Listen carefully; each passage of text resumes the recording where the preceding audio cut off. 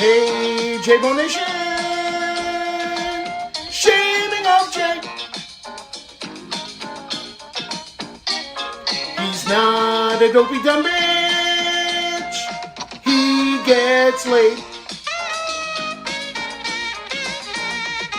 The court jester, the court DJ. It's time to dive into the case. To the case. Yeah. What's up, y'all? Welcome back to the afternoon sesh. Jay, how was lunch? Good. How about you?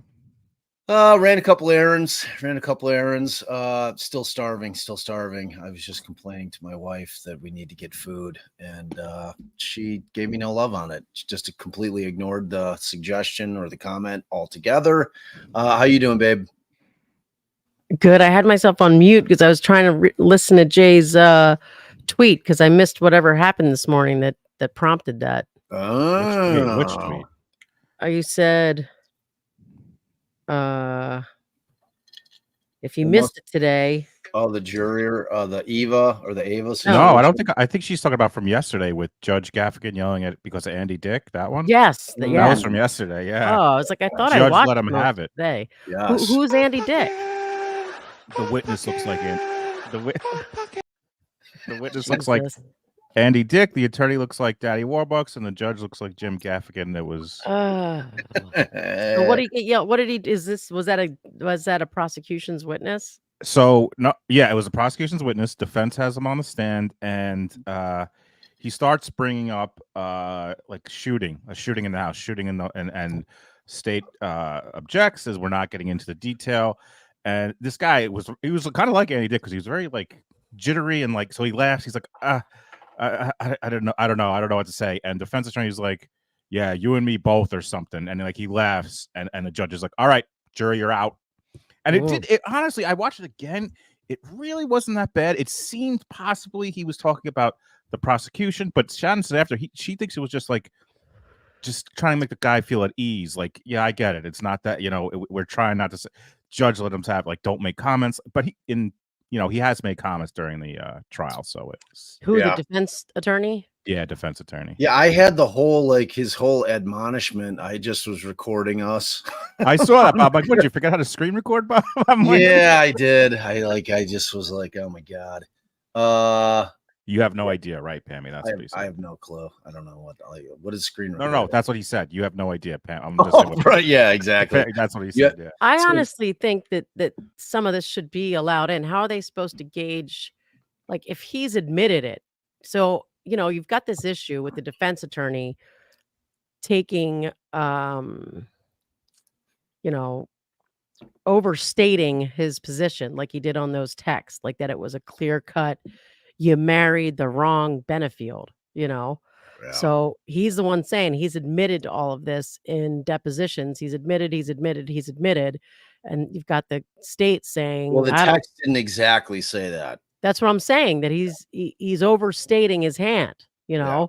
So I don't know that the judge, if it's really accurate that he actually admitted like punching the dog so hard in the face that the dog, lost consciousness, or intentionally firing the gun in the house. Like, if the state's putting on evidence to make it seem like that's not what happened, how in the hell is him admitting it not admissible? I mean, it has to be like you have to be able to establish what was going on in this relationship from both sides of it. I mean, we're trying to get to the truth here. Like this isn't like this shouldn't be, like a game. Like, oh, let's hide the truth here. Let's try to frame it so we can get a conviction or we can get a not guilty. Let's just find out what was going on in this relationship. I mean, I don't know.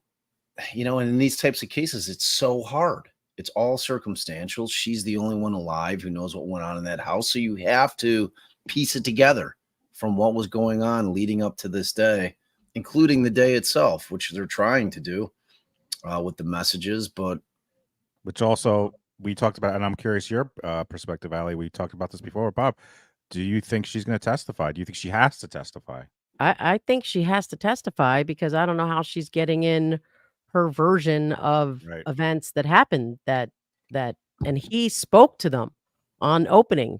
So either he, just went off and said stuff that he's never intending on proving, or she's currently anticipating, testifying. I think she's got to testify if she wants to convey to the jury that she had a realistic, a reasonable fear for her safety. Now, luckily, it says for death or bodily injury, is what the statute says, because I think you'd be hard pressed to say you were in fear of imminent death when you had no reason to think he had a weapon, although I expect some testimony comes out that he always, because they talked about him having it cocked and that he typically does have a weapon. So she would be reasonable to assume that he did have one at that point in time, as well. And I honestly think that Bob's theory can explain all of the contradictory behavior that the state is focusing on being proof that she planned and plotted to actually murder him at that precise moment, as opposed to she was doing everything she could, whether it's manipulating the situation or not, manipulating him to let them move so that, they get out of that state, they get away from that judge, and she can kind of try again to keep him from the child. I don't know. It's a very, very hard case, and it's really a shame because I don't think we're ever really going to know what happened, which to me just says reasonable doubt. yeah, and Dizzy had she confirmed that they did give notice of battered spouse syndrome. So I'm anticipating that we're going to get some clinical testimony from either a psychiatrist or psychologist when the defense starts their case in chief. I assume so. Sorry. And the thing about abuse is that, like, what Doug may not have felt was abusive doesn't mean that it wasn't abusive, because it's what the person that is the recipient feels. You know what I'm saying? And I'm not talking about the physical. Obviously, physical is physical, but as far as the controlling and the right, and like all of it, abuse, right, like it's beauty's in the eye of the beholder. It doesn't matter what Doug thought. Like, if she felt that she was being controlled and abused, and that she was in this relationship where she was smart enough to say get out of it before the shit got so far down the road that it was going to be near impossible. Because it's like this concept that they get married in 13 days. She convinces him to have his vasectomy reversed. She gets pregnant, and then, like, this was all some kind of long drawn out, like, long con. All right, good afternoon, everyone. We're back on the record. It seems State versus Ashley Benefield. We finished the lunch break, and before we bring hopefully not another letter. Deputy Keyless, Detective Keyless back in, we had left off a bench conference with the defendant seeking to admit and then question Detective Keyless on Defendant's Exhibit 3, which I will describe as, and it's been told to me that these are from Ashley Benefield's phone.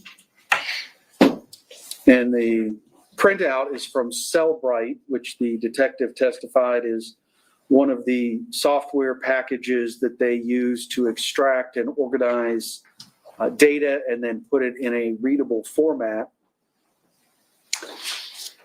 I will note that in looking closer at Defendant's Exhibit 3, the report, the Cellbrite report, has a start time of August 29th, 2016, and a last activity of April 19th, 2017, and lists 319 attachments.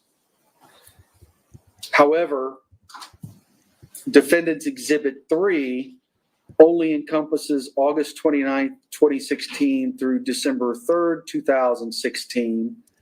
And the page numbers are not sequential. That is, it's page numbers 1, 786, 222, I'm sorry, 222, 2,222, 2,224, 2,233, 2,237, 2,240, 2,263, 2,264, and 2,266, although I'm assuming that's just because that's the relevant portions that the defense wants to get into. Certainly, State, I'm sure you have these as well, and may.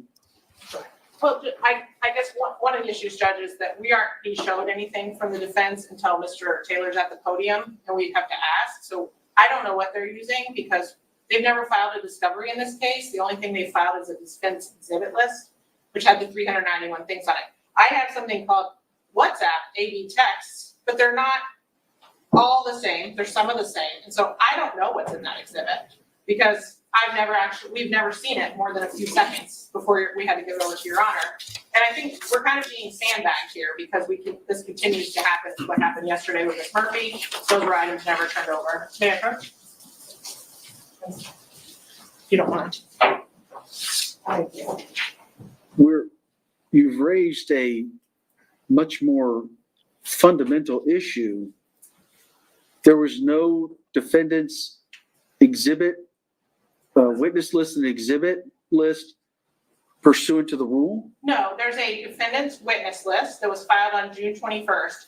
There's then something called a defendant exhibit list, which does not cite any rule. It's not listed as a discovery. It was also filed on June 21st.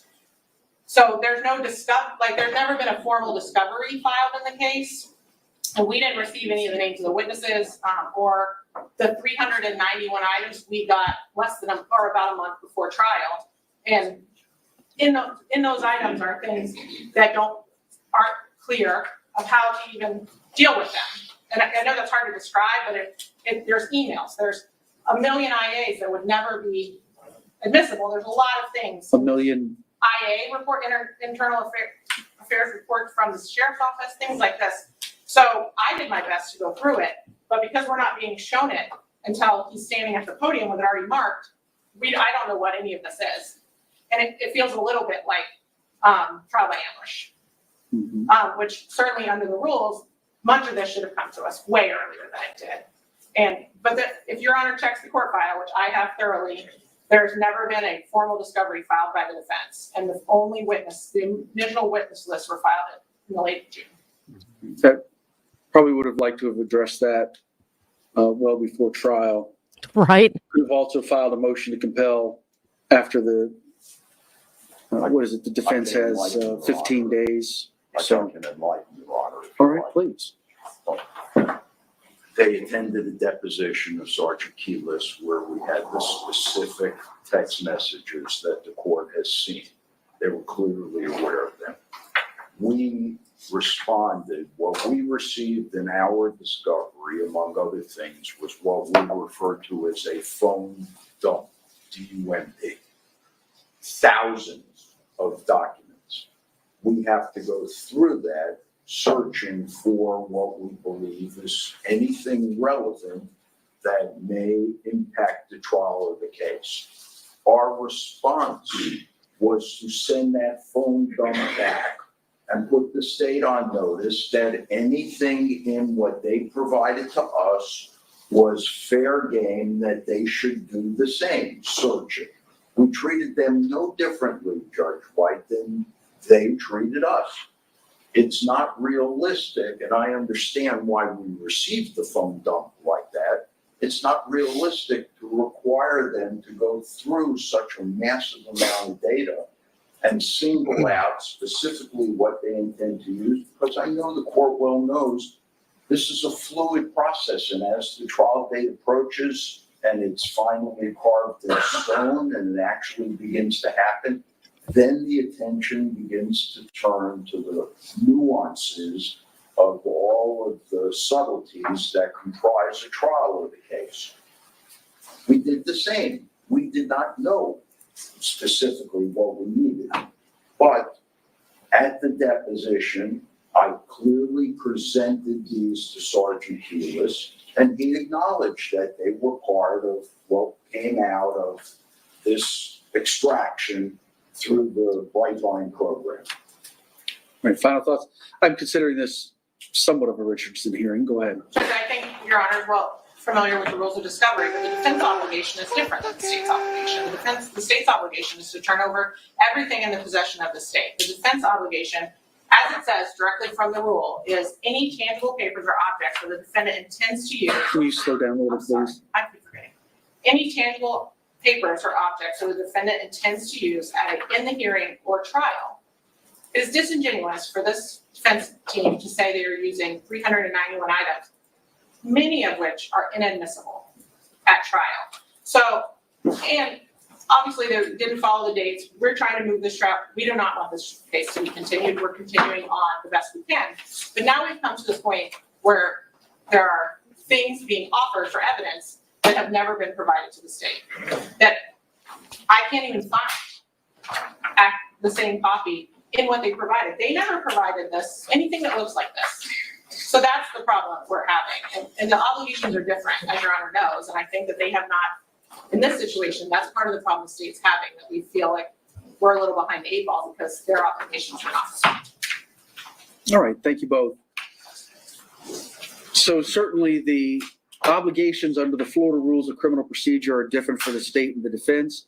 The state is required to list all information or witnesses that are relevant or material being calculated to lead to the discovery of admissible evidence. They've got to categorize witnesses A, B, and C, provide defendant statements and substantive statements.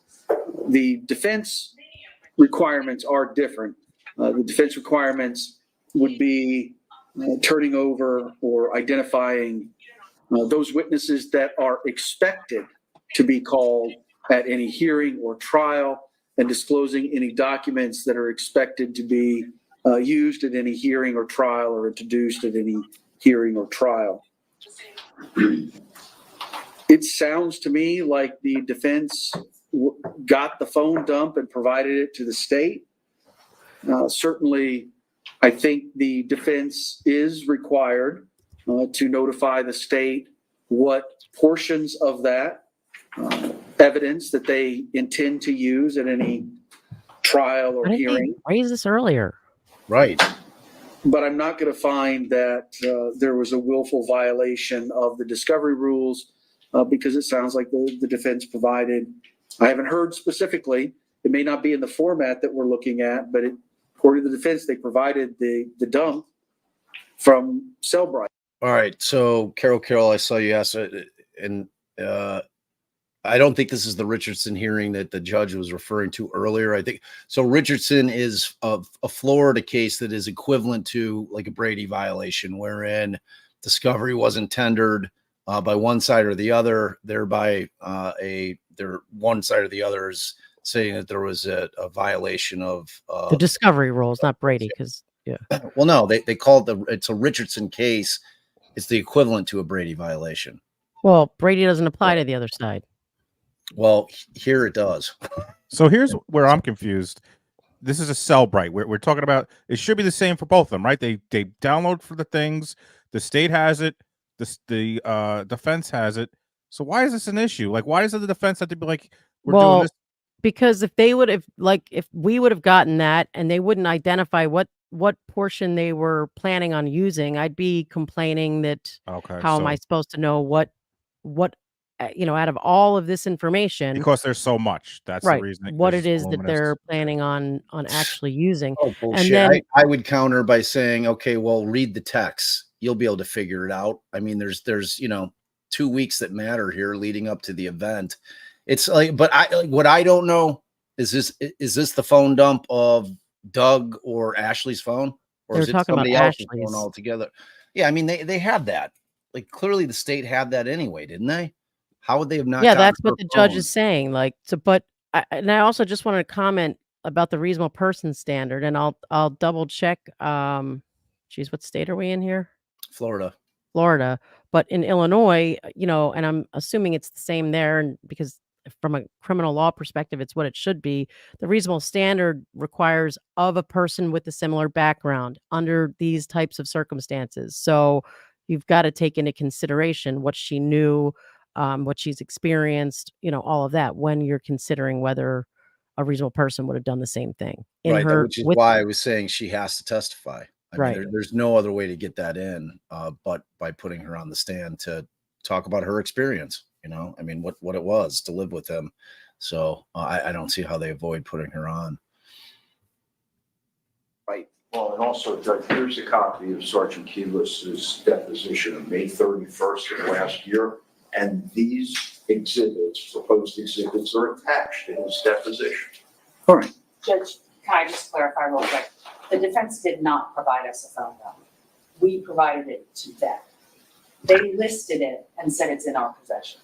So they did not provide us a phone Okay, so she already had it. So they're using your evidence. They never specifically stated They're using the this shit you gave document them. from the phone dump will be used in trial.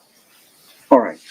I do think the defense, you have that obligation, though, under the rules to identify witnesses and tangible objects, documents, things that you intend to use. It's very specific in that regard. So I'm not going to find a willful violation because this has been in the state's possession. But defense, you need to let the state know what you intend to use at trial or hearing. And that also includes your list of witnesses, which I understand has already been done. I don't think I have enough information in front of me to determine whether it's trivial or substantial or willful or inadvertent. Well, the willful or inadvertent, I think I can't find because the state had all of this.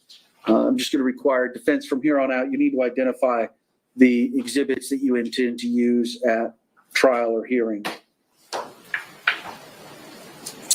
All right, so We can just request that be done before we're in the middle of examining. and copies need to be shown to the state prior to showing them to a witness. Of course. All right, so let's get going on what we were talking about. That being Defense Exhibit 3, and we had an objection. So go ahead as the proponent. The objection's already on the record. Go ahead as the proponent. Yes. Court wants to take up now the admissibility as it relates to specific instances of Exhibit 3. Yes. Okay. So we think the predicate has been established by virtue of the 9/11 call and the testimony that was offered by Mr. Sand, especially including the spontaneous, excited utterances of Ms. Benefield that could be heard in the background, that my husband attacked me. Good question, and Linda. I shot Could have him. been. Now, as the court well knows, I provided Your Honor on May 16th, 2024, with a memorandum, use of discovery depositions as substantive evidence in criminal trial. I also had previously filed on July 10th of 2024, a defense request for clarification of court's amended omnibus order. And without beating it to death a second time, I cited the court to Smith versus State, where the defendant was awarded a new trial because the court's refusal to allow various witnesses other than the defendant to testify about specific acts of violence allegedly committed by the victim, the Florida Supreme Court held that specific act testimony of third parties may be admissible as corroborative evidence if it is first shown that the defendant knew about the very same act of violence. So I know that the court is familiar with that, but in addition, I have for the court the following opinion. The Smith case is a pretty good evaluation of this issue, Judge. It's a first district case, September 4th of 1992 at 606 Southern 2nd, 641. It said as follows.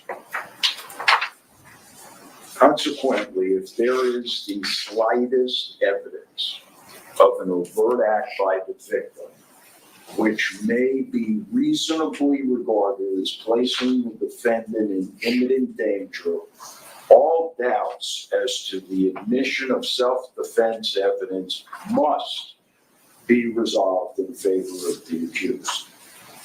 So I think clearly Mr. Sand and the 9/11 call qualifies, and I'll tell the court specifically why. In the matter, Your Honor, of Henry versus State, which is a second district court of appeal decision found at 290 Southern 2nd, page 73, goes back to February 1974, Your Honor. What was particularly interesting about this case is the second DCA reversed and remanded for a new trial because the trial court refused to allow the defendant to introduce specific acts of violence. And this is what the court said. The necessary predicate for the admissibility of either the dangerous character or individual violent acts of the victim is some evidence of an act on his part which would reasonably suggest the need for self-defense. They cite several cases and then they say the following in that same footnote. That prerequisite was satisfied here by evidence that Barrow, the victim, thrust his hand into his pocket, whether for a car key or, as Henry, the defendant, said he thought for a pistol immediately before the defendant shot him. I have to say, Judge White, respectfully, if thrusting one's hand into the pocket is enough to satisfy sufficient evidence so that it's resolved in favor of the defendant when it relates to specific act evidence, a 9/11 call capturing an hysterical Ashley Benefield saying and witness repeating, "My husband attacked me and I shot him," clearly beats the pants off of thrusting the hand into a pocket. So beats the pants off? Is that a legal argument? Your Honor. Do you have a copy of that case? Absolutely. Can I hear the citation again? And I might remind the court, Beats in the addition pants off. to that, Miss Benefield had the scratches on her side and the swollen eye.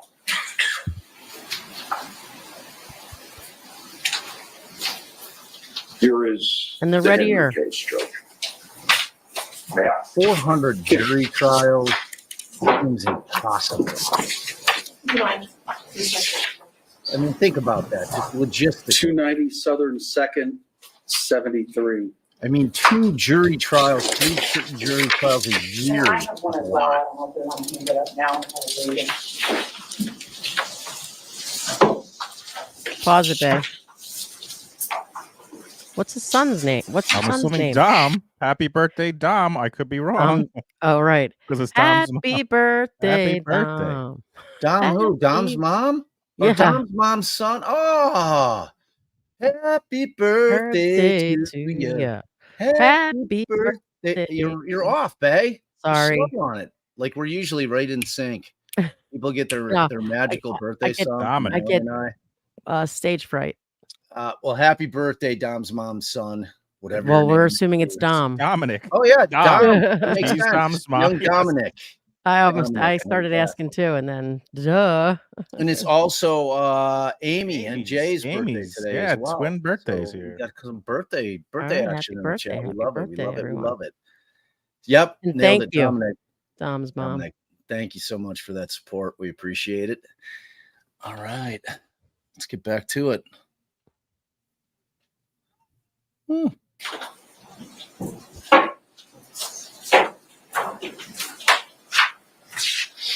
You know what the judge is thinking, right? God. Reading words, but all he can think.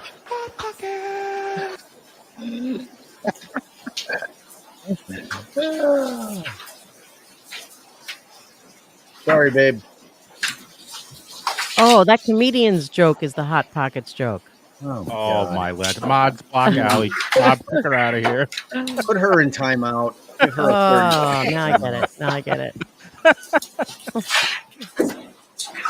I reckon his voice brought it together. Yes. Jim Gaff. He looks exactly like Jim Gaffigan, Right. whom But you then know I love. The dearly. voice on the Hot Pockets thing. Right. I can picture him. God, he does look like that guy. I agree, Liam. The math ain't mathing on that. 10 trials a year, jury trials. I don't even, let alone the fact that nothing goes to trial. Like nothing goes to trial. So this is what you just 95% handed us? of shit pleads out, Yes. not higher. All right, I've reviewed Henry.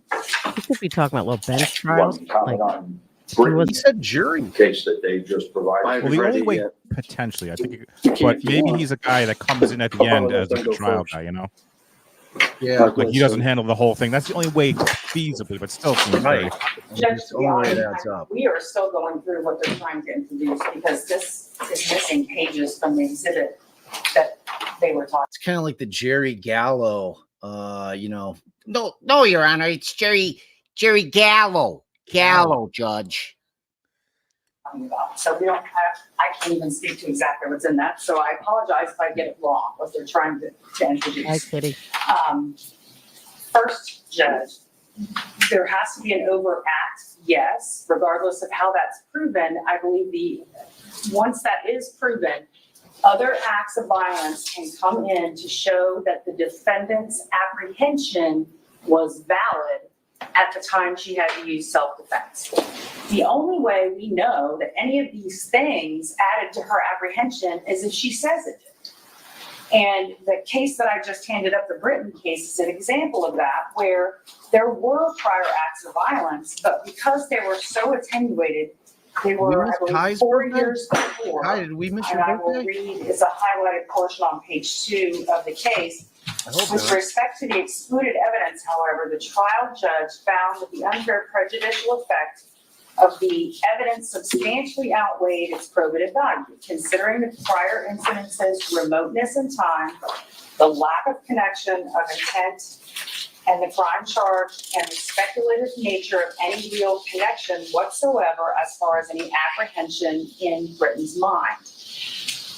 I do believe that even if the 911 call substantiates some sort of an overt act, which I still believe the defense has to put that in, but even if it does make an overt act, that All right, now I'm not trying to like eye shame anybody, but is this kid behind her right Bob, shoulder? don't his do it, eyes Bob, don't incredibly do it. close together. All right, so while you have it paused, I'm just gonna say I'm wondering if he's fighting so hard to get this in because he doesn't want to call her to testify. I mean, the rule allows for even if they put the slightest bit of evidence that supports self-defense in, they get a self-defense instruction. But now we're talking about wanting to win that actually prove your defense, or establish it enough where the state has to disprove it. And I can't tell if that's why he's fighting so hard. Like he wants to get it in through the recording, but he gave like actual facts about who walked in where and when the shoulder checking and box scratching. So I mean, can we talk about Tiny Face there? no, they're No. ignoring you. What we do want to do is just verify for people coming in. No, the jury is not there. This is all motion work that's being done prior to continuing the testimony. And the Correct. defense is trying to get in that portion of the 911 call where apparently you can hear Ashley tell the sweet, lovable neighbor that Doug attacked her and she shot him. Right.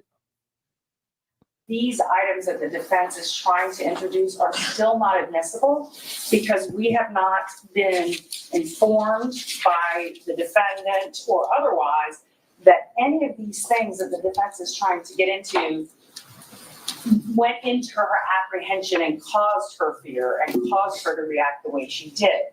That's a reasonable person standard, At though. least from what I could tell, from what I think is in the exhibit, I don't believe there are any acts of violence even spoken about in the exhibit. There's language, there's defendant saying to think of you with anybody else makes me crazy. I don't know that those are acts of violence. All of these cases talk about acts or threats of violence. And I don't find that there are any threats in any of this, or there are certainly no acts that are described in this that have happened. So I would say it doesn't meet that requirement anyway as a prior act of violence. And even if it did, I think we have to have some evidence that this, being so many years ago, played into the defendant's decision to use deadly force. So if we would object at this point. Sir? We expect to call and testify a domestic violence expert. That domestic violence expert is going to educate the jury, that he should educate all of us. No one's ever seen that kid and that guy together in the same room. Legal things happening. Sorry. It builds and it creates this overwhelming anxiety. As the court knows, this entire case revolves around a 4-year relationship. This is the beginning of the insight that Ms. Benefield gains that ultimately and very shortly thereafter leads to her leaving Doug Benefield. And the court may recall, because I shared a letter with the court, that Ms. Benefield left Mr. Benefield when she left him, describing and explaining how she feared for her safety and that of her child being with him, that he was controlling, that he did the following acts, from shooting the gun to punching the dog. The domestic violence expert is going to say all of these things remain in an abused person's mind, so that on the day of the incident, September 27, 2020, despite the fact that it was at the end of the 4-year relationship, that is why the reaction of Ms. Benefield was appropriate or was not unreasonable given all of this prior history. And that's also why the case law that I provided, Your Honor, says domestic violence expert testimony should be admissible for exactly that reason. So here's what's happening, Judge White. The state just introduced 363 text messages and played a video. Why did they do that? They did that to show, because it's the central theme of their case, look how well they got along in the week prior to the shooting. Smiley faces, they're having lunch at the restaurant, everybody looks happy. The domestic violence expert's going to confirm what Dr. Broder told us and what Dr. Quintal told us, is that in the face of an abusive relationship, getting along and going along is always the best course of action that these women embrace, especially when a child is involved, because it is the safest manner to keep the beast at bay. I believe those were Dr. Broder's exact words, keep the beast at bay. So here is the beginning, where she looks at these messages and she doesn't quite realize the significance of them. But shortly thereafter, once he starts firing the gun into the ceiling and putting it against his head, punching holes in the drywall, punching the dog unconscious, now it's beginning to dawn on her, oh, the guy that I married is not the guy that I thought he was. And now you begin to enter that mentality of abuse. And you begin to develop a survival instinct for it. So that's why you employ the get along, go along. You do not want to do anything to antagonize the abuser for fear of reprisal. And Dr. Quintal told us exactly that. That Ms. Benefield's concern, and the court may recall it was the state that asked this question. Dr. Quintal, was Ashley Benefield concerned about the release of the Broder report? Remember, Judge, I served it up on the head of a pin. The theory of the state is that Ashley Benefield killed her husband because the Broder report was going to be released 3 days later. Question, Dr. Quintal, by the state. Was Ms. Benefield concerned about the release of Broder's report? Yes. Why was she concerned? She feared a reprisal from Douglas Benefield when and if he learned what she had to say about it. So this is consistent with that syndrome. I think it should be admissible. I think we've established that in the record, she says she was attacked and she shot him, and she doesn't just say it. The court's ruled it was a spontaneous statement. She's hysterical. Even the cops described her as hysterical. In fact, one said he thought she may have been in shock. All right, thank you both very much. Let me clarify. I'm pretty sure the ruling that I made regarding the 911 specifically revolved around Mr. Sant's statements. I found that they weren't excited utterances. Can you hear me, I found Bob? that they were, some people call them present sense impressions. Some people call them spontaneous statements. And therein, and I got to rewind a little bit, but I was just going to say that that the fact that she left that letter, right? So you'd have to believe she left the letter is all part of like the scam. It's all the long, like you call it, the long game, the long con. But if you receive that letter and he doesn't send text messages back that say, "What are you talking about? Are you delusional?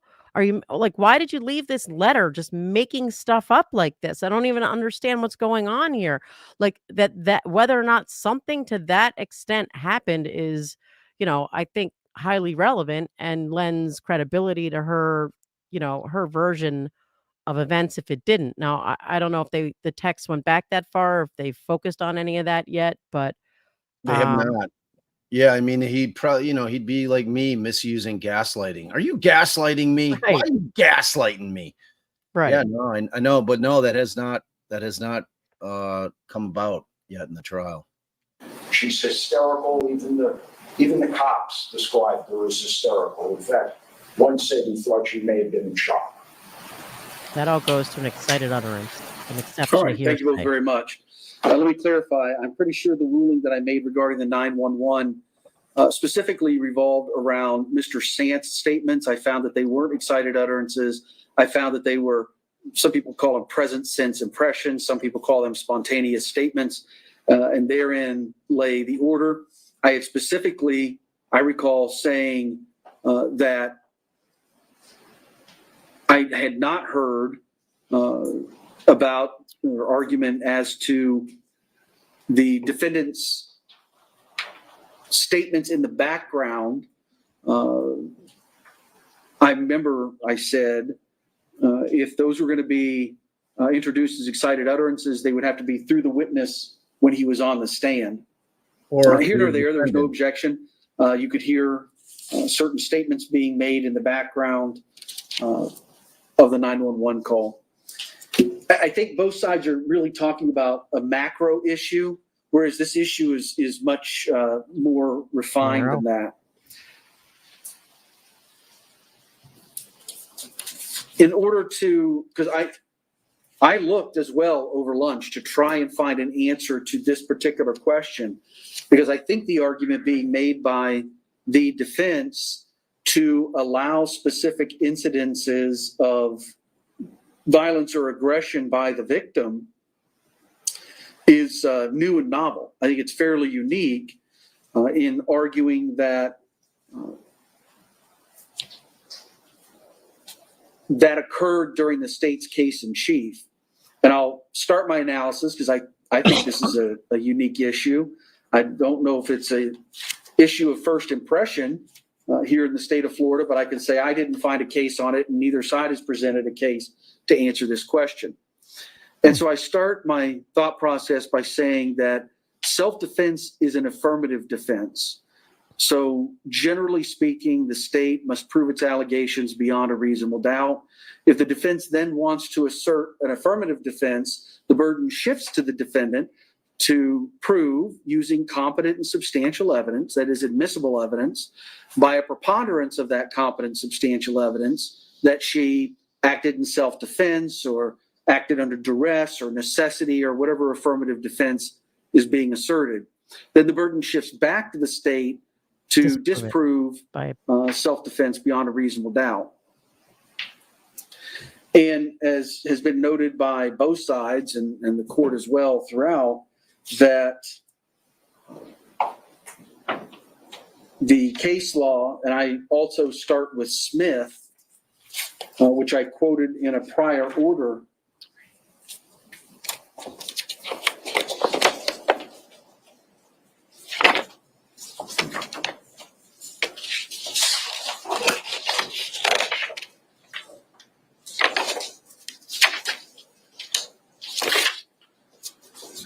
and this is, again, Smith, 606 Southern 2nd, 641, and this is at 643. Before a defendant may offer either type of character evidence, which is specific act, of course, we know that the defendant has to have knowledge of that, or the reputation, which the defendant doesn't have to have knowledge of. And again, I'm reading from Smith at 643. Before a defendant may offer either type of character evidence, he or she must lay a proper predicate demonstrating some overt act by the victim at or about the time of the incident, which reasonably indicated to the defendant a need for action in self-defense. And then we get into if the defendant lays that predicate and there's the slightest evidence of an overt act by the victim, which may be reasonably regarded as placing the defendant in imminent danger, all doubts as to the admission of self-defense evidence must be resolved in favor of the accused. There's also Warren that we have been discussing, 577 Southern 2nd, 682. And in that situation, the evidence was kept out, and the trial court was reversed on that. There, the defendant sought to introduce evidence that Taylor, the victim, was a cocaine user whose habit had grown progressively over time. The defendant proffered, so the defendant testified that when the victim was unable to obtain cocaine, he became violent and argumentative, picked fights. The defendant also testified in that proffer that the victim appeared to be in the throes of cocaine withdrawal and that he was afraid of her. And the proffered testimony was excluded. And I use that as an example, again, to show my line of thinking that, yes, the homicide defendant can get into these things, but there must be that burden shifting and the defendant presenting evidence affirmatively, competent substantial evidence to prove by preponderance that she was lawful. No, I just want to be clear. Amy NJ, no, he was not doing coke. The judge is going through case law right now. He's giving you the factual background of the case that he's discussing with the attorneys here. So don't confuse. He's not talking about Doug like doing huge rails of blow. He's talking about a fact pattern from the case that he's citing right now, just so you guys are clear on that. Lawfully justified in using force likely to cause death or great bodily harm, or not likely to do so. Finally, there was one other case in Hedges, which is another case I think we've talked about, is 667 Southern 2nd 420.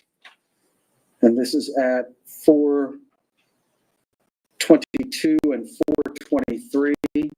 It's first DCA 1996. And it talks about exceptions to character evidence not being admissible, where evidence of the victim's reputation for violence or specific acts of violence are admissible when the defendant knew of the victim's violent acts or of his violent reputation at the time of the alleged offense. This case is from 96. I think there's other case law now that establishes the defendant doesn't have to know about the reputation for violence, but here and there. That's new.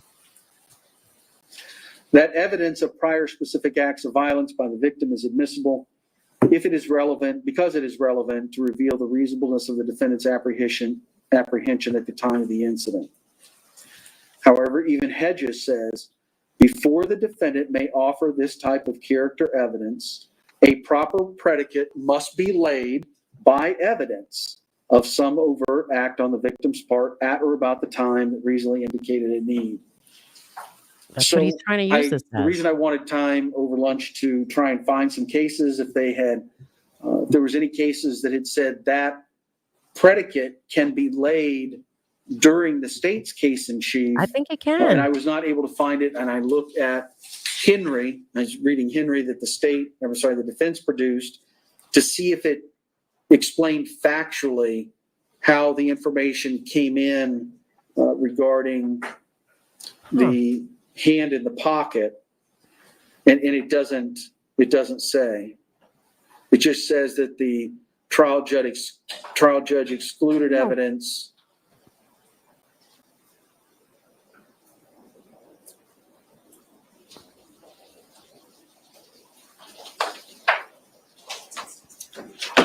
And unfortunately, it doesn't give any indication about whether that was during the state's case in chief or the defendant's case in chief. I don't know why that would matter.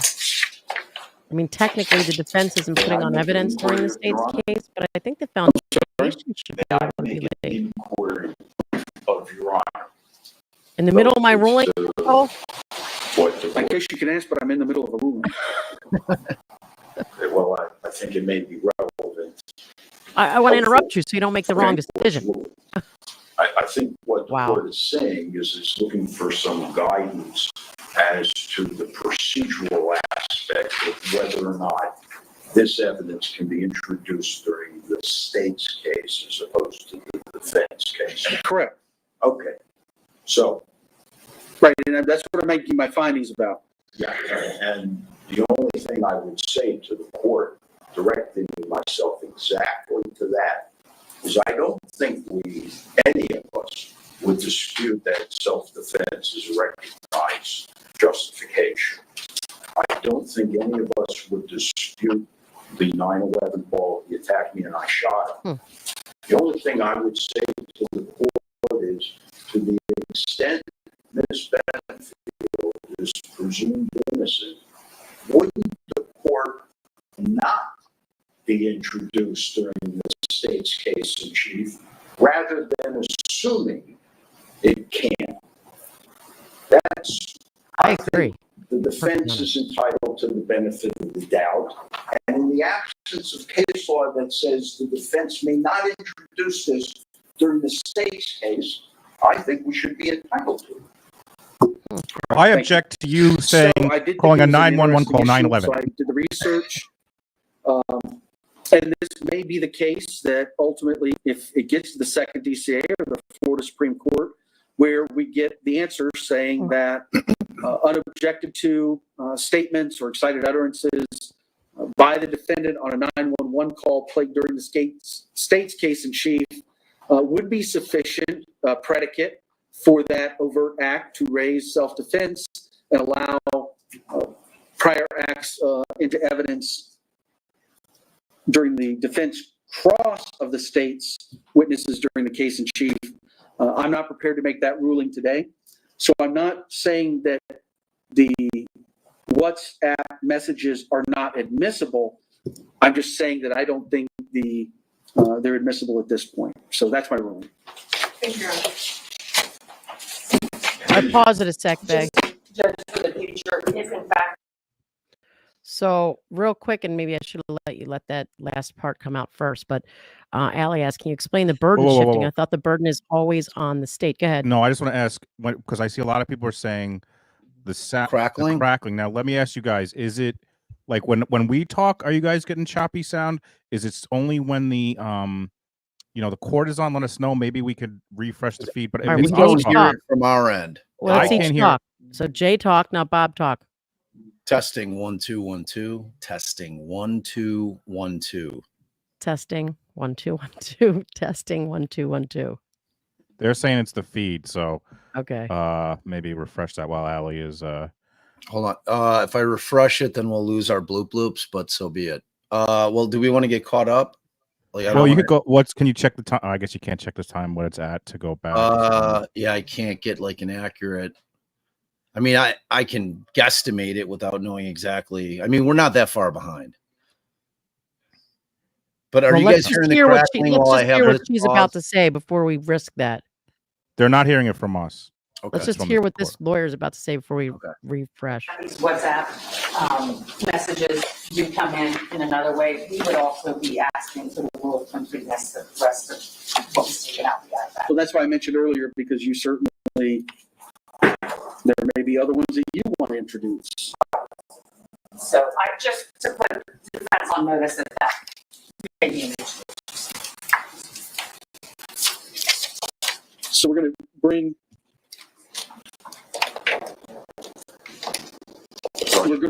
the witness back in. And you can resume your cross. All right, you can refresh. So I'll answer this question about burden. So this burden shifting. Justice and fundamental fairness, I should be entitled to ask this witness to identify this information.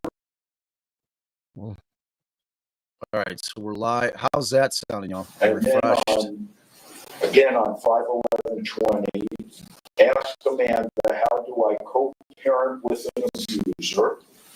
On 5/11/20, co-parenting versus parallel parenting with an abusive ex, the Good Men Project. And 6 tips on 5/11/20. I'm going to leave. Yeah, I'm not hearing it. So. Right, we can't hear it from them. So,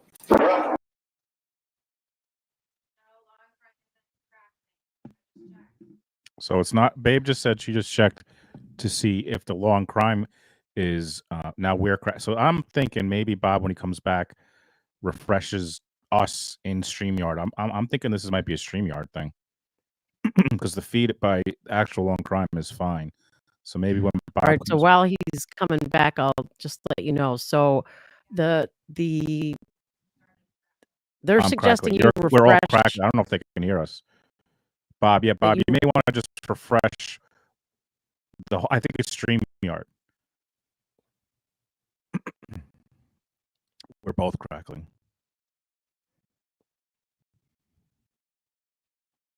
Did you click it All right, yet? so do I refresh StreamYard? Is that what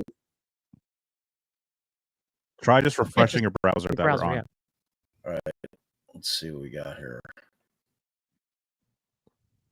And your browser that you're screen sharing from. All right, he just refreshed it. Are we still crackling? Are we? Well, they won't know until. How about now? They won't know. It's so weird because it sounds so fine to me. It sounds crystal clear from our end on all of them. Me too, yeah. Or we'll start the stream so we can hear. Okay, hear it. all right. People are dropping off like we're flies. still crackling. What the fuck?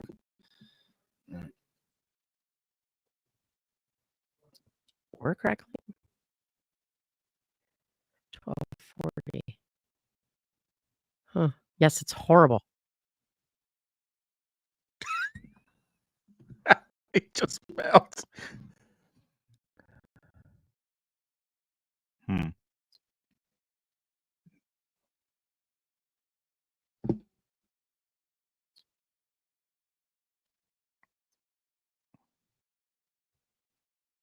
I don't know if any of this is making a difference. Now all three of you are. It's bad. Oh, they're saying better now. Someone's saying better now. You talk, Bay. Man, people dropping off like flies. Now it's stopped. It's still bad. Now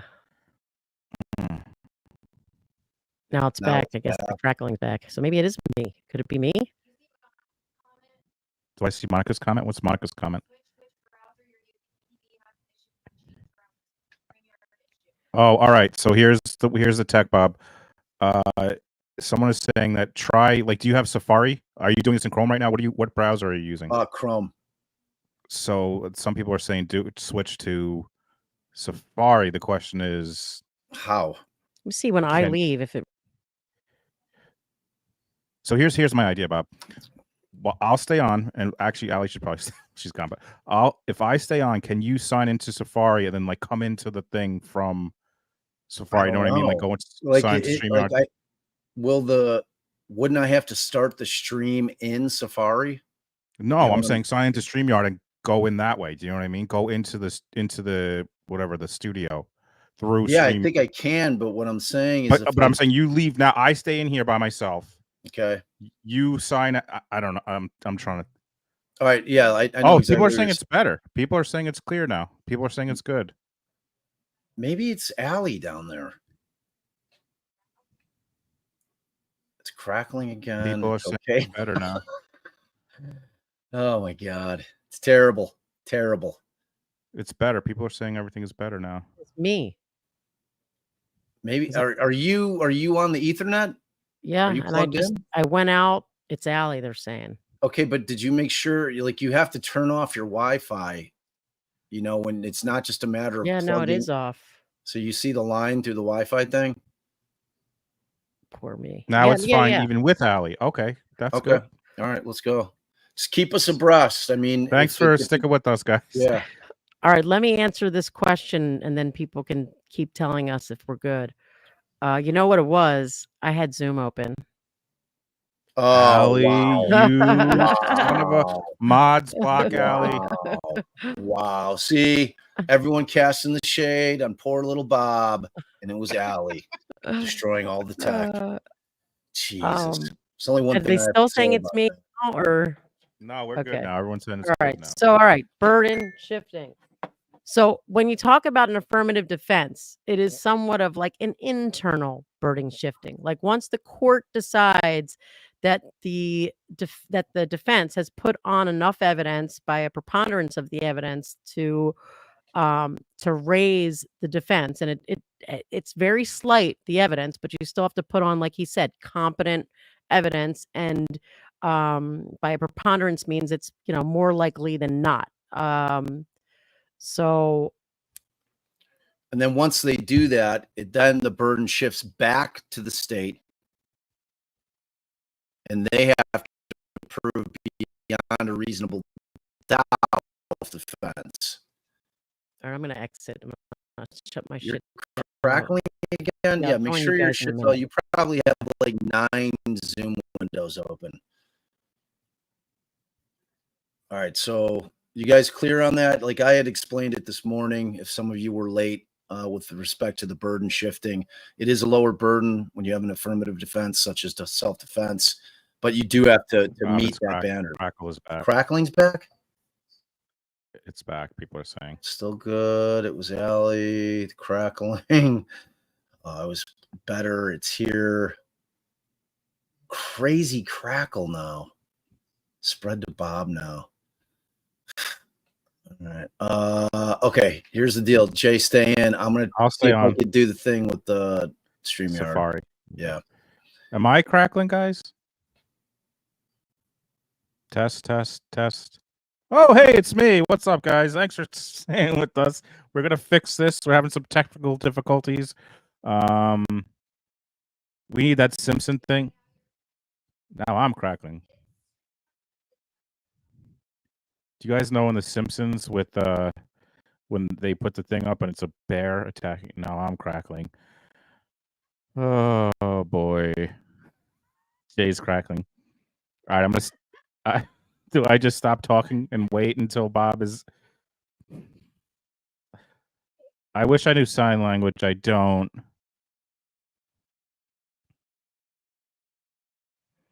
Your mom's crackling. I'm cracking too. Oh no. Babe says just write my jokes in the chat like I do in Feral Friday. All right. So is that any better? Now it says Jay is sometimes. Well, when you were gone, we've established we're all crackling. So Bob is going to try to sign into Safari. Can't hear Jay speaking to test clarity. Allie is clear. It's weird because I'm in here. It's showing me like it used to show. Sometimes I'd be in and it showed me as defense diaries if I like wanted to chat, and then it always showed me as me again. And now that Bob's given me like whatever to make sure that I had access or authority, it's showing me as like defense diaries, like the little picture down They're here. saying like you sound great now. Oh, of course. Yay.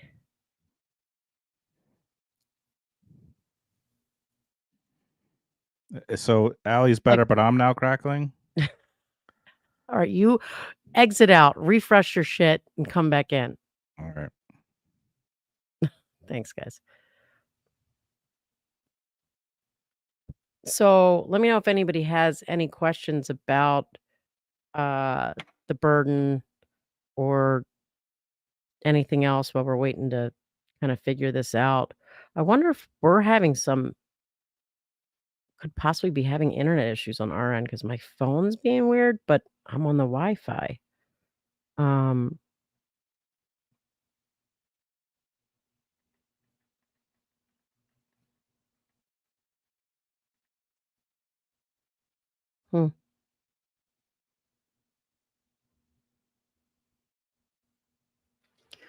right, well. Uh-oh, Allie's crackling again. Is that old? As of 1:47 Eastern time, there was no crackling. All right, I am not crackling. Find this comment so I can take it down. How long ago that one was from. I'm just going to click on a new one. All right, all right.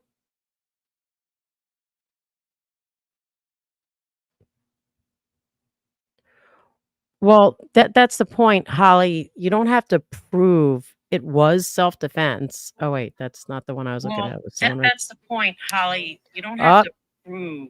Bob, you got us on.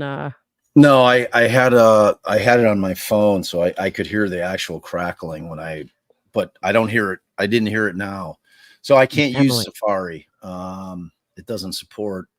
StreamYard doesn't support Safari. So you don't have to prove it was self-defense. You just have to put on some evidence that shows that he did something to put you in fear, anything, however slight it was. And you have to put in competent evidence that raises the issue that it's more likely than not that he did whatever it is you're saying he did, and that at least is something that could have given you reason to be fearful. Then and it's not anything that goes to the jury. Like the jury doesn't have to decide if the defense established this by preponderance of the evidence. It's up to the judge to, well, I wonder if Florida could have, well, once the judge decides that the defense put on even the slightest bit of evidence, but by a preponderance of the evidence that he keeps calling it like an overt act that would put someone in fear. So once they do that, then the jury will just get an instruction that says the Commonwealth has to prove beyond a reasonable doubt that this was not self-defense.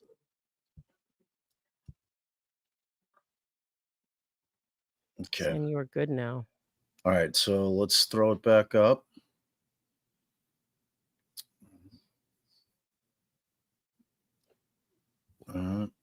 Let's see if all of this sounds good before Jay comes. Okay. You can't back up now, right? I'm at the exact same such state. persuasive evidence in I the paused state's that. case. Again, I take the position, Your Honor, that the state should produce evidence that says, I can't. And if they don't produce that evidence, then I think, at worst, it's within the court's discretion. And I think it would be an abuse of discretion to not allow me to introduce this evidence when the state's whole theory that they just spent an hour and a half with this witness. Look, he looks exacerbated. How well she and Doug Benefield got along in the week prior to the All right, so should we pause it? several times now. That's the Wait, you want me to pause it again? I don't know. We didn't. If we should wait. MO of an abused woman Wait for Jay. is to get along Yeah. and go along and act like everything is okay. That's why both Broder and Quintal have told the court and told the Wait, like people keep saying Bob and Jay are fine, but Jay's not in here right now. Right, that maybe their chats are coming through late too, because maybe something that we did, like there he is. There he is. All right, let him in and then let him test his mic. All right, come in, Jay. Oh, I won't touch anything. Go. wow. Okay, I'm adding him. All right. So during that time, I downloaded Firefox because apparently StreamYard doesn't work with Safari. Exactly. Is this better? Am I all right? I'm in Firefox. We sound good. I mean, Oh people my are God, saying- 151. There are minor cracklings. That's 1251. There are minor cracklings. Oh, What do you mean? Shame on me. What did I do? They're assuming that it was. Oh, you don't like the tech hate, man? Come on, dude. Welcome to my. It's Static so fun is living. creeping in. My Static God. is creeping in. What Are the you in hell? Firefox or are you in Chrome? I just tossed my cell phone on the other side of the room. Hold on, I gotta get. Allie's crackling again. I'm still on. Lord. Maybe I should just start a new stream. I mean, I hate to do that. I mean, look how many people we've lost while we've been talking about this. Farting around, right? 100 people around. left. I mean, they'll come back, but well, you can pop them over or something. We'll lose more if it's crackling. Let me out, see if it's different. I am. Jesus. I'm going to try getting on the Wi-Fi instead of the hard. The jury, yes, Ms. Benefield was different. Trial. She acted differently when she was here and she saw me with Doug. At that time, she would always act deferential, but when she was by herself, she let me know, I don't want anything to do with this relationship anymore. So, Your Honor, I think in the interest of justice and fundamental fairness, I should be entitled to ask this witness to identify this information, which came in the same extraction he did for the state for the last hour and a half. State response. Judge, the reason this should not come in is the exact same reason that you just ruled on last issue. There are other reasons if it becomes relevant, if it becomes admissible, but that would be my reason.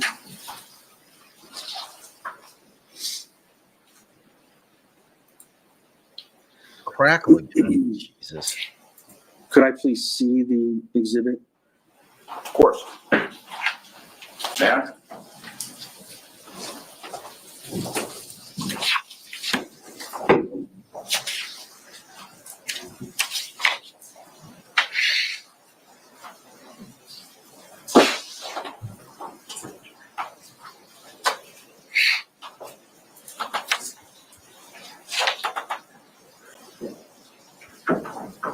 I'm on the Wi-Fi now.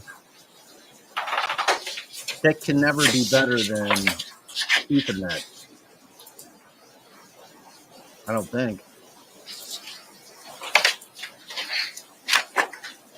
Testing, 1, 2, 3.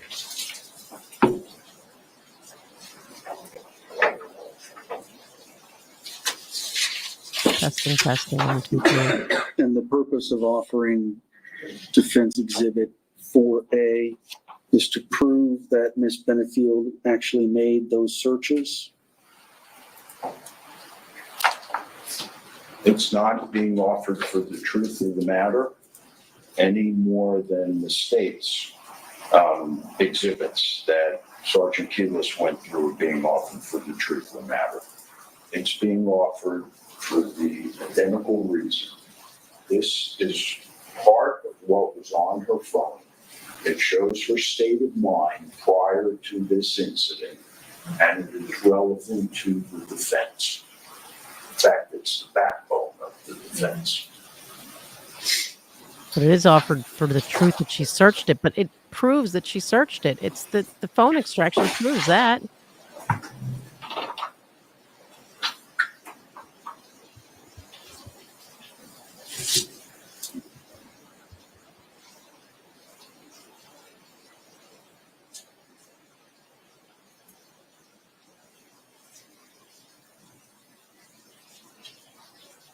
Yeah, what did she search? Do we know? Previously, I had made the ruling that the text messages were admissible not for the truth of the matter asserted, and I was not asked to give any sort of limiting instruction, but I believe I had previously either I expressed that or during a ruling or put that in a prior order. The admissibility of those items and documents was established through the state's case. Let me start here. 3 things for admissibility of evidence: authenticity, relevance, and admissibility. So the authenticity for the text that we're talking about, the potential internet searches and so forth, the state provided that case. It came the testimony is that it came directly from either Ashley Benefield's phone or Doug Benefield's phone. And the case provided by the state, I don't have the site in front of me now, the authenticity was established by the technical services officer explaining when and how he downloaded them. But authenticity doesn't automatically mean admissibility. We still have relevance and admissibility.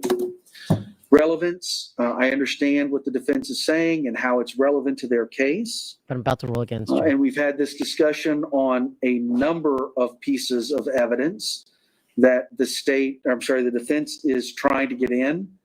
And I understand how they're relevant. I understand the arguments, but I cannot blindly disregard. Oh boy. What just happened? I think Bob decided to leave because of the crackle thing. What? I thought it would stop crackling, but he I don't know. People are still saying it's crackling. He had the thing. He had the thing. He was sharing his screen, right? Yep. I don't know if I should put back on my hard thing instead of the Wi-Fi.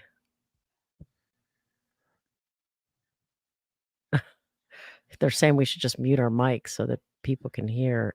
Constantly crackling again.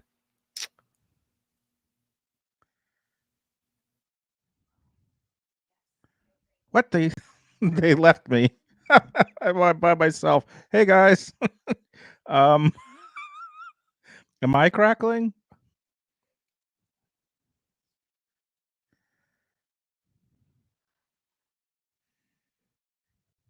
Are you just going to proffer?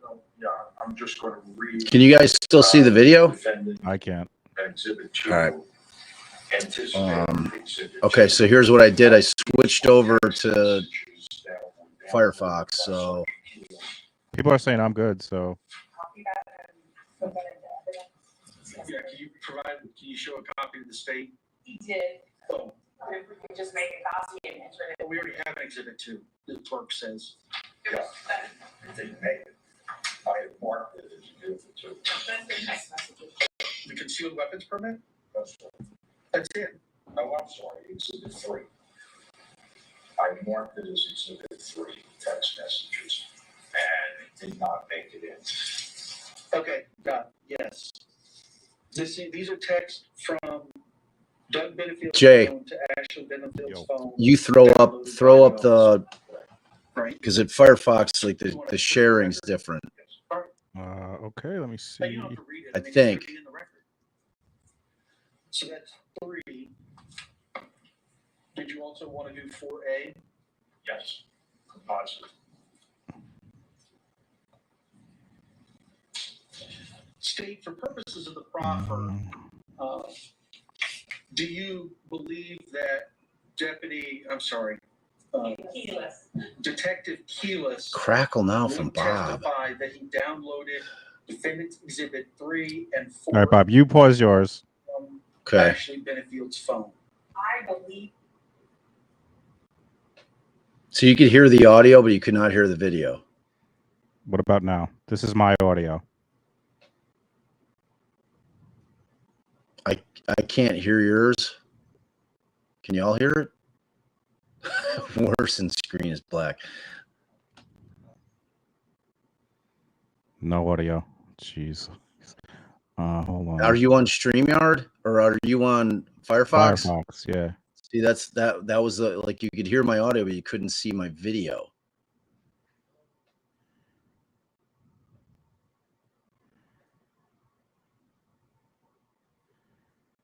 See, the sharing's different, right? You're getting some different things popping up.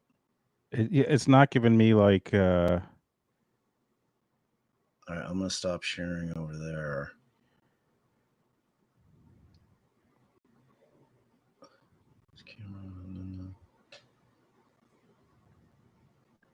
We won't miss anything. We'll go back to whatever rulings we're trying to figure out the crackling.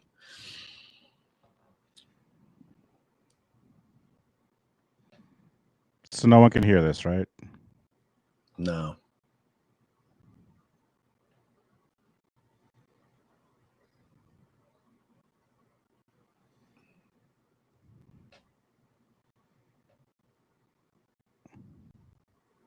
Nope, no audio. Hold on, I got another thing I might be able to do. Let me try this.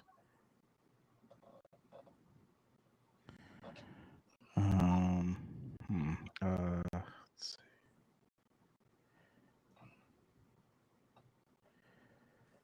Use Chrome. Yeah.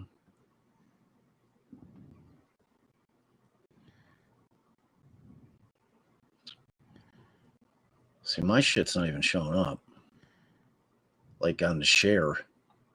I don't know. Jay is crackling.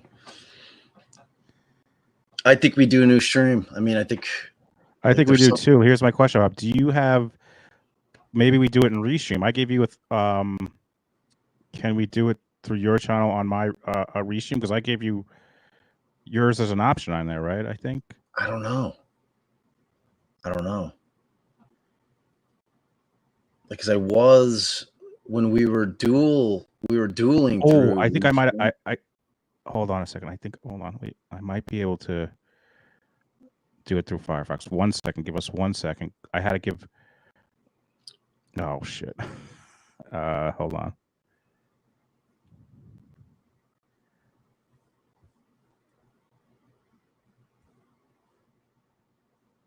All right. Yeah, it's weird. What's weird to me is some of y'all saying we're fine, and then some of you are hearing crackling. I mean, the crackling's annoying. I heard it when I had it on the phone. Like when I was watching the stream on the phone, I could see how that would get old fast. So I don't know. I just don't know what it is. I don't like. To me, it's got to be a StreamYard thing with this particular stream. I think the answer is we just restart it. Like I just create a new stream, which I'm gonna do right now. While Jay's trying to figure some shit out. Let's see. Okay. All right, let me see.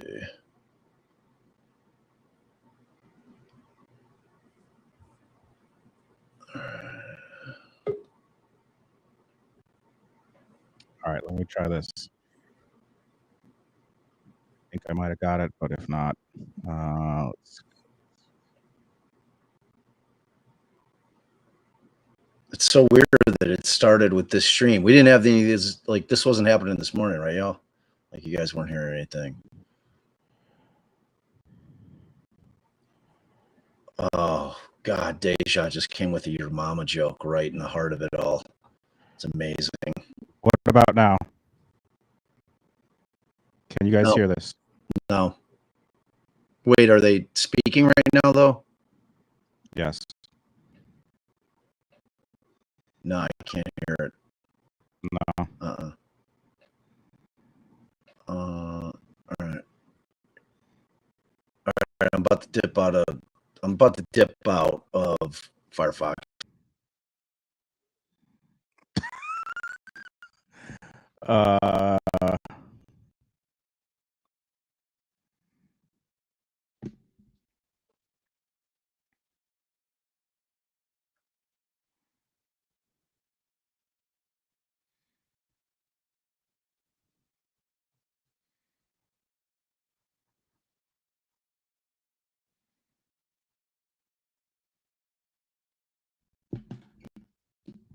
You can barely hear me?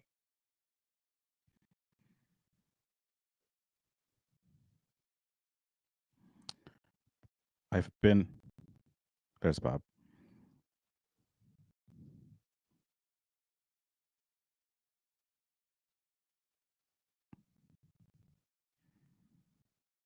I think new stream is the answer, yeah.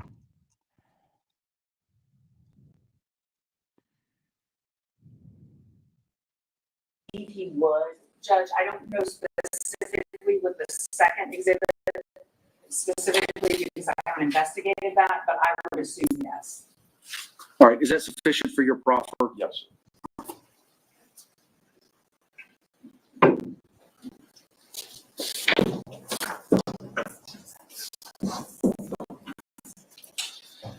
Do you want Keyless to stay under subpoena?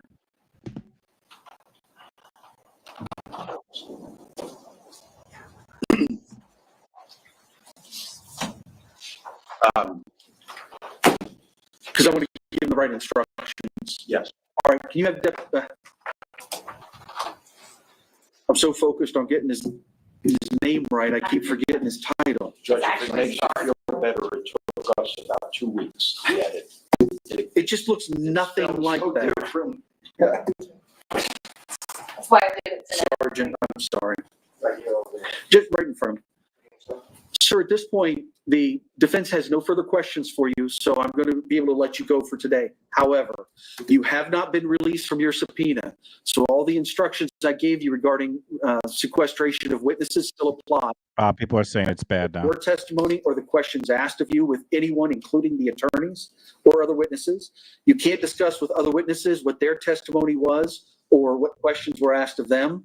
And to the extent that this trial is being out there on the internet, you are not to watch or listen to anything related to it, including news reports. Do you understand? All right, sir, you're free. Bob, can you pause if people are saying it's awful? One of the parties calls you, you need to respond.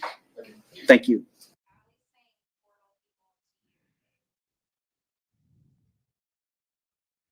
I can't hear you, Bob, because you're not on the thing. I can't hear you.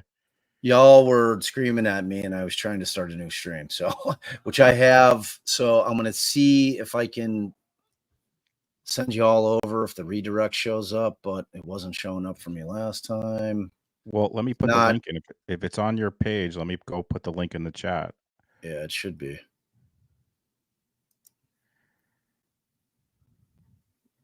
Okay, it says new stream. You see it, Jay? Yep, let me get it in the chat. Share, copy, putting the new link in.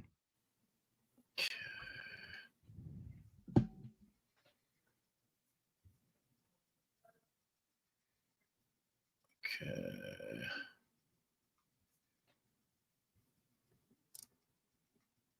Yeah, the shit's still not showing up. It's crazy. Just will not show up.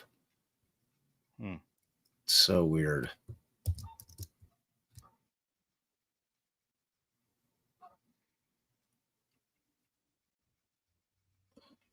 Now it's showing up the afternoon session that we're currently streaming. Can you do your own show? I mean, you have to be able to do that, right? Yeah. Your own channel? Future shows you should be able to do. Yeah, dude, it is not showing up. All right, so you guys have it. I'm not going to mess with that. I'm going to end this one. I'm going to go to the new stream. So, same bat time.